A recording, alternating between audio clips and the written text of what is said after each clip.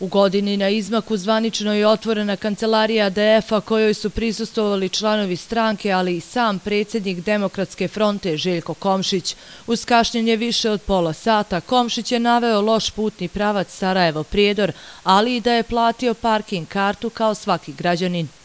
Jesam, sad sam platio parking i onda ovdje kod vas u Prijedoru ima i doplata parkinga. Da.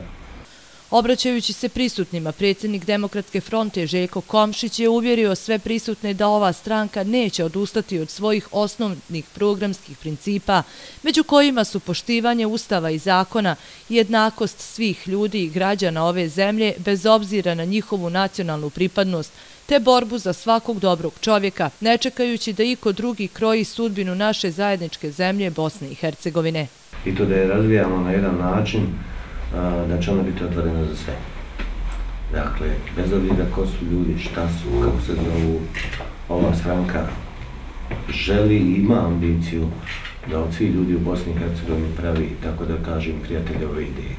Jer ako tim putem ne idemo, ako se ograničimo samo na jedan dio Bosne i Hercegovine, na samo jedan kolektivitet, bojim se da nismo napravili ništa, na kraju krajeva takvih stranaka ima već previše po Bosni i Hercegovini.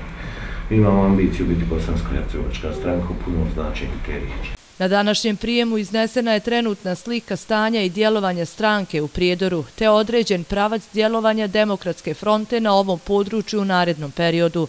To se prije svega odnosi na poboljšanje stranačke infrastrukture i novi prijem članova. Kancelarija Demokratske fronte grada Prijedora otvorena je u aprilu ove godine, koja se nalazi u glavnom prijedorskom šetalištu. Kao što znate, pojavili smo se i na lokalnim izborima, uzeli smo jedno mjesto u gradskom parlamentu.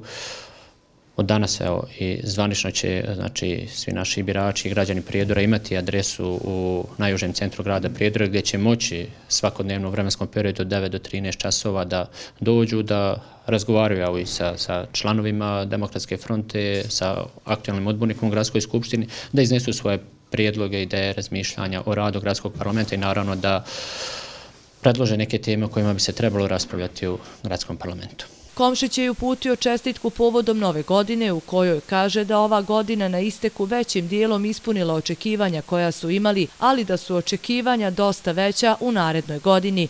Predsjednik Demokratske fronte Željko Komšić kaže da je spreman i za doček 2017. Ja ću na Vlašiću.